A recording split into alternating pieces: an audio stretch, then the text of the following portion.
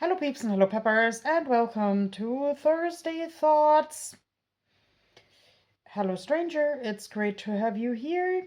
If you've never been here, I am a genderqueer artist with multiple disabilities and with a marvelous sea monster named Dizzy. And on Thursdays, I'm basically filming myself in bed because it's like different from day to day in how much I can stand up at all. And so I'm telling stories from the bed. Yesterday I actually took a um, trip in the car with two lovely long-term friends to Vik í Mýrdal, which is in South Iceland, and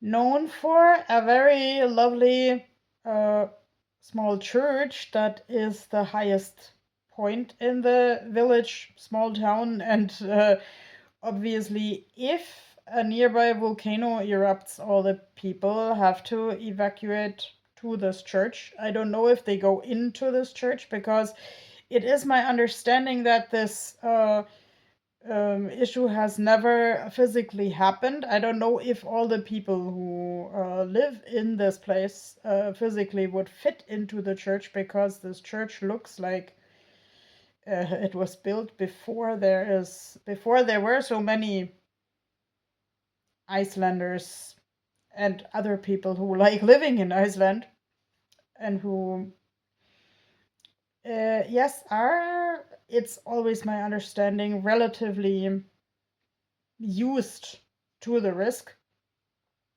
Um,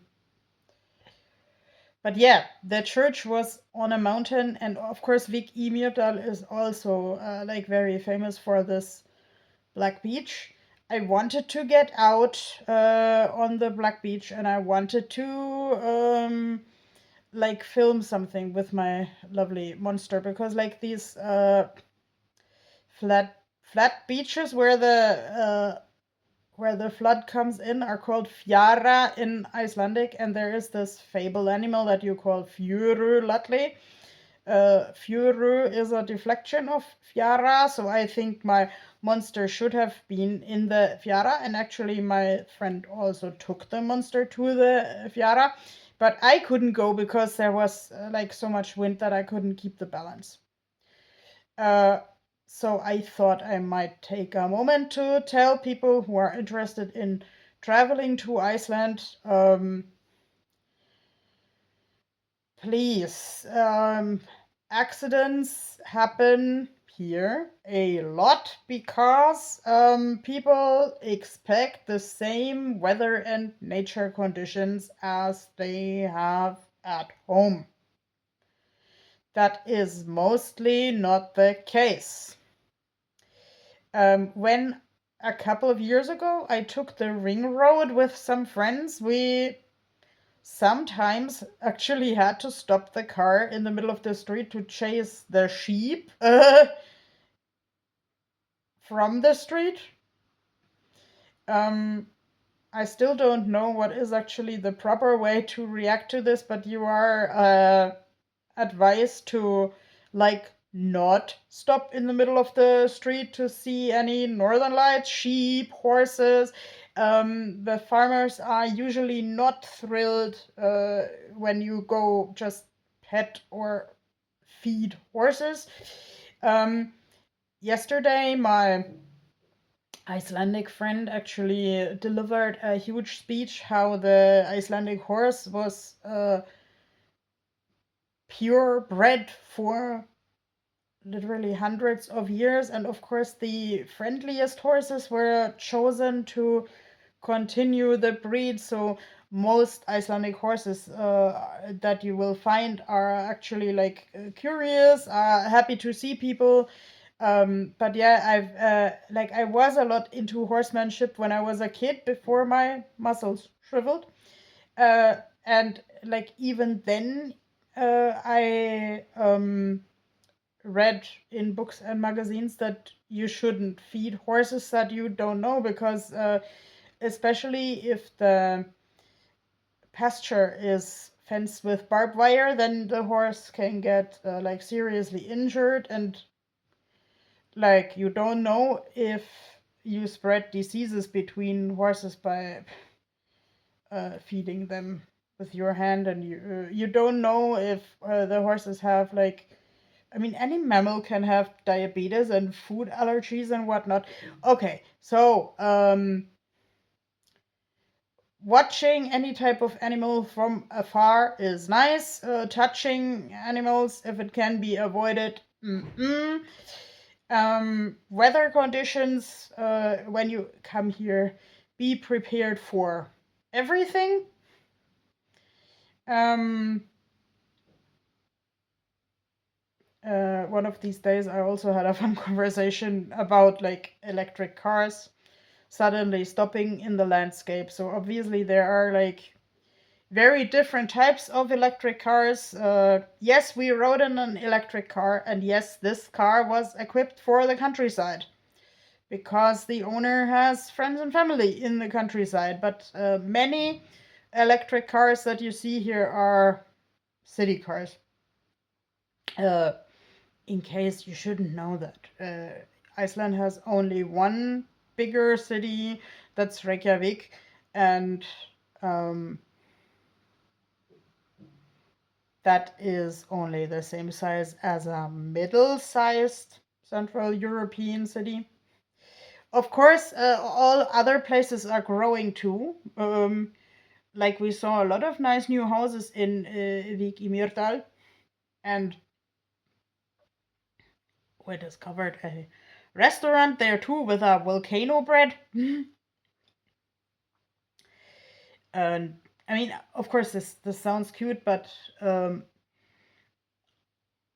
I also heard the story how people are scared that like the volcano Katla is basically overdue, because it goes off like once every 100 years, and like the last eruption was 107 years ago.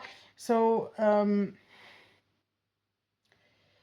let's say in the city we don't have a volcano, but actually a couple of years ago a thing, I think this was like an electric line here broke, and then I suddenly, it looked like I had my own volcano in front of the house, because there was a really like a circular hole in the grass where the steam was coming out.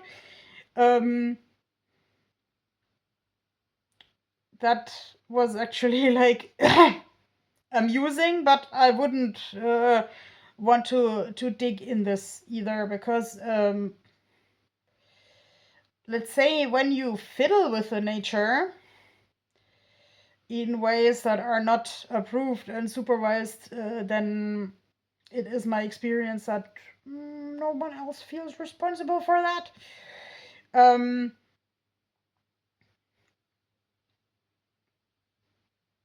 and I mean, it is difficult to talk about this, because like I know some people from Grindavik, from the town where the volcano erupted 2 years ago. Um, and of course, that ruined people's homes and people's identity. And um,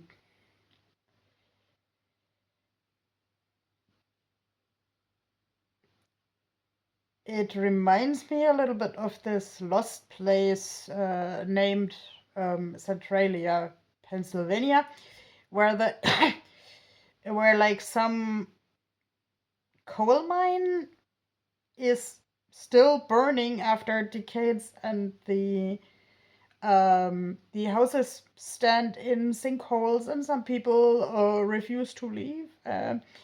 I have not talked directly to anyone from Centralia, and let's say I have not interviewed as such anyone from Grindavik, so it's to me it's important, like if someone wants to tell me something, to listen and to not make a sensation out of it, and to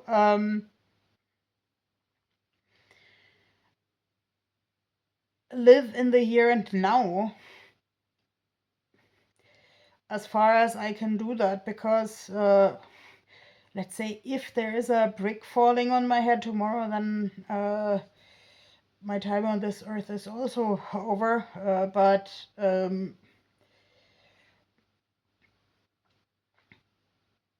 let's say we don't know since yesterday that we live on a volcanic island. And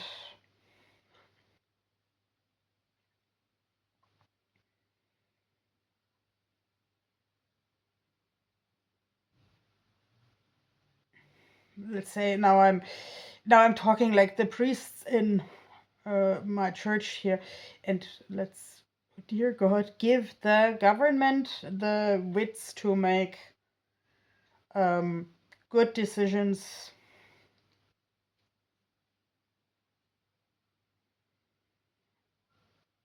And I mean, I can't control the volcanoes, but to me, the sea monster is actually like a. I still purport that the sea monster really exists, because on and off, science discovers like living fossils. Like the Laotian rock rat is totally adorable. And like the idea that there is a living fossil in the sea gives me more respect for the sea and for the nature. And actually, this animal is a big piece of my identity, because I often just like when I go into the water, I basically just float. I learned to swim as a kid, but I'm too slow for competitive swimming, so I just go with the flow, literally. And I like floating. So I wish you a wonderful evening where you can float and do whatever floats your boat. Amen. Bye bye.